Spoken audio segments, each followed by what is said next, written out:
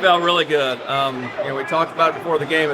In these circumstances, a lot of times the teams they're done. They don't play together. They play selfish. They try and get their own, and they're not worried about playing hard. And that was complete opposite. Their guys are just kind of showed the kind of character that these guys have, and kind of what we've been dealing with all year. These guys that are good dudes that play hard, and try and play the right way.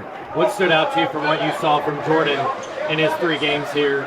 I mean, after all he went through. Yeah, I mean, we talked about it just now in the locker room, just the way he was moving after, the complete blowout of his knee and 18 months off. And he had 5 blocks. He was arguably the best player on the floor, and it's just to see him in just his 3rd game.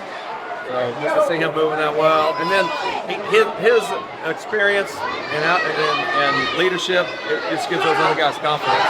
And I think that was a huge part of tonight is him playing well, moving well. Those guys kind of you could feel it, you could see this confidence they played with. Yeah, 3 homes in your time coaching this franchise, whatever.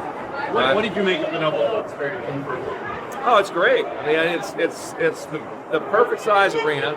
All right, and in a location that's obviously Indiana, it's a basketball hotbed. People love it here.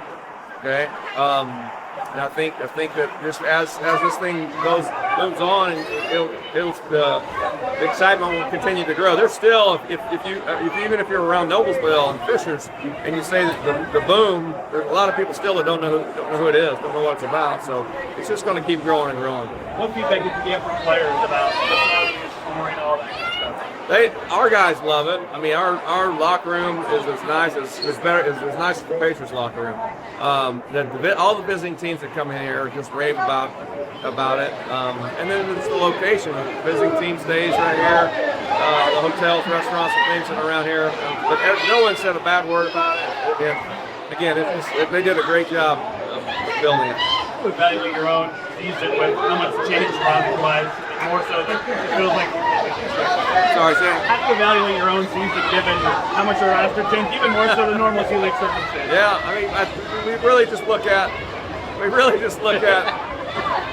just the growth of the individuals. Like I was talking to Scott earlier before the game about the guys that have been here, the core 5 or 6 that have been here the entire time, how much they've improved. Nice movement, like Jalen Slauson moved up there 2-way. Quentin Jackson moved 2-way. That's why we do this stuff. And then even with Stephen Ashworth and Kyle Guy, they'll get great jobs in Europe. That's the growth. The thing that's kind of what we're here to do is develop those guys. I want to ask about Cam Jones. You had him a few times. What did you make of what he did down here in his rookie season so far? Cam, he was really good when he was number one. He's super unselfish. He comes in and he actually felt bad for taking playing time from guys. Just shows you what kind of guy he is. But he just showed steady improvement each game, and just kind of it's just getting used to the speed of things. But he definitely has a chance. He's got really good size, positional size, and passes the ball well, and shooting is going to be a big market for him. What made you so motivated to come back so late in this season and get back on the floor again? Motivated? I love basketball. I think it's that simple. I love what I do, and I don't take for granted being able to play basketball as a professional. Chris Taylor has really talked a lot about how much he cares about the culture of this program. Yeah. What have you felt compared to other G League teams you've been on, and what kind of way did that maybe want to pull you to come back to play? Yeah, me and CT are very close. When I was going through stuff this year, my injury, years past, me and him have always just been close. It's always been bigger than basketball, me and CT. But coaching here is definitely exactly what you say, just embrace the grind, and that's all what I'm about. Things aren't always going to be easy in life. You got to just embrace it and just keep moving on. What did you learn from these 3 games, or what did you get experience or answer for you in making this comeback this week? I'm still able to play basketball at a high level. I think I don't want to say the mental part because I didn't really have a mental wall that I thought I had to pass, but I think just knowing I can still come out here if I want to still play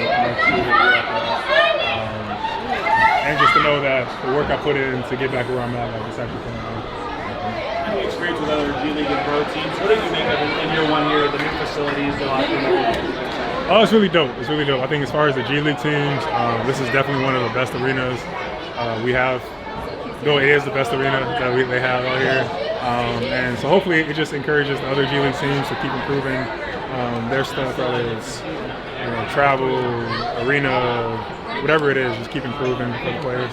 Tom, as you say, in a game like this, a lot of times when the team's already eliminated, guys get to play for themselves. Yeah. What did you make of your team playing the way you guys did tonight? I thought this was our best game we played together, and I thought it was great because, like you said, there was nothing to play for, but we came out knowing we weren't going to make the playoffs. I think we put on our best performance. We were probably the most unselfish we've ever been. We played the hardest we ever have since I've been here. And it was great moments to see every player have their own kind of special moment during the game. Thank you.